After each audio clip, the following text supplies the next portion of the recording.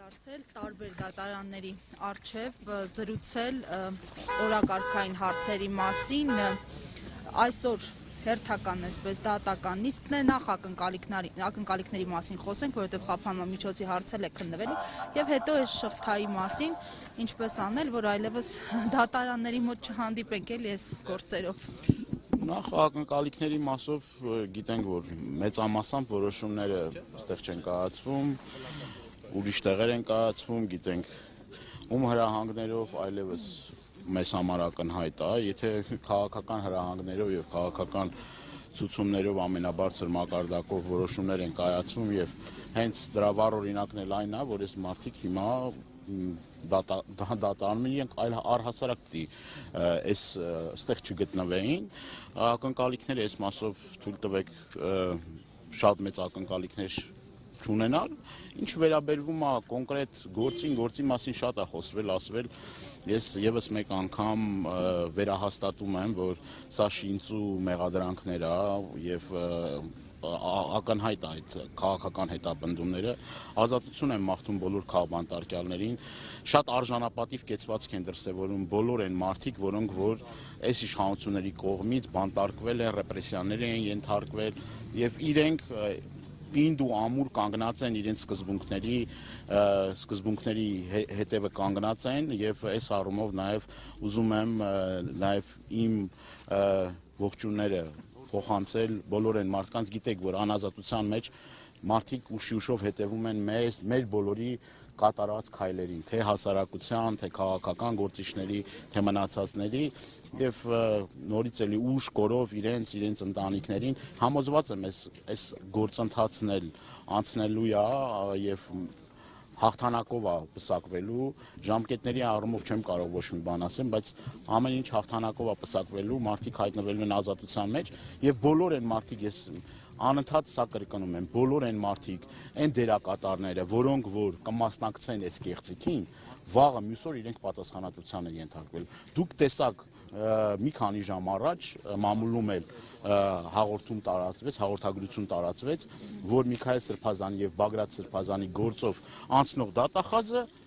ինչ ա եղել, աշխատանքից ազատվել է։ Ես պատճառների մասին չեմ կարող խոսել, բայց չեմ կարող, այսինքն տվյալներ չունեմ, հնարավոր է որ ինչ որ մի պահի մարդիկ էլ չեն կարողանում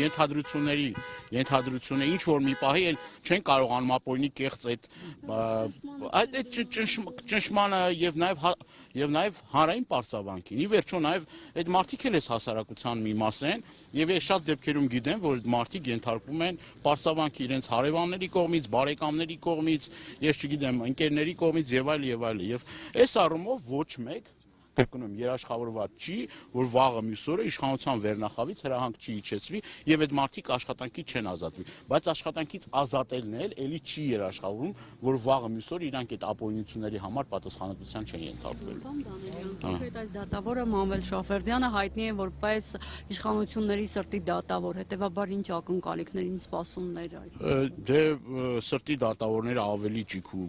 ջանք գործադրում են եւ շատ քիչ մարդ կա, որ իրենց սրտի դատավորը չի։ Շատ հազվագյուտ դեպքերում է, որ իրենց սրտի դատավորը չի։ Գիտենք, որ քանի անգամ ենք եկել այս դատարանի դիմաց, ակնկալելով, որ օբյեկտիվ, արդար դատաքննություն կգնա, բայց դուրս են եկել եւ ասել են տանում են կալանքի։ Եվ այս առումով կներեք, թող բան չհնչի, բայց շատ մեծ ակնկալիքներ չկան,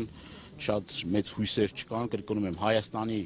դատական համակարգը եւ այն բոլոր համակարգները ուզուրպացված են իշխանությունների կողմից։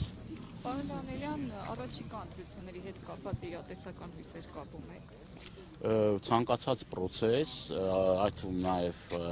ընտրական process-ները պիտի դիտարկվի որպես Նիկոլ Փաշինյանին իշխանությունից զրկելու գործընթաց։ Ես բոլոր գործընթացներին կոնկրետ անձամբ իմ մոտեցումը դա նա է, եթե սկսվում այդ գործընթացը, պետք է ոչ մեկ ջանք չխնայի, ոչ մեկ իր եռանդը չխնայի եւ ամբողջ ուժով ներգրավի, ներդնի իրեն, որպեսզի կարողանանք ձերբազատվել այս իշխանություններից։ Հիմա իմպիչմենտի մեջ ջանքեր ներդնում է մասնավորապես օրինակ Դաշնակցությունը։ Մենք մեր հայտարարությունները արել ենք, մեր պատրաստականությունը հայտնել ենք, process-ներ են գնում, դուք տեսնում եք, եթե մենք ջանք չգործադրեն մեր ընկերները կլինեն անազատության մեջ, այսօր տեսնում եք մեր ընկերները, նաև մեր ազգային ժողովի падգամավոր, նաև Արթուր Սարգսյանը անազատության մեջ է, այլի շատ ընկերներ, Գերագույն մարմնի անդամ Իգոր Սարգսյանը, այսինքն այդ ջանքեր գործադրելու առումով կներեք անհամեստության համար մենք լիուլի այդ ջանքերը գործադրենք։ Շնորհակալ եմ։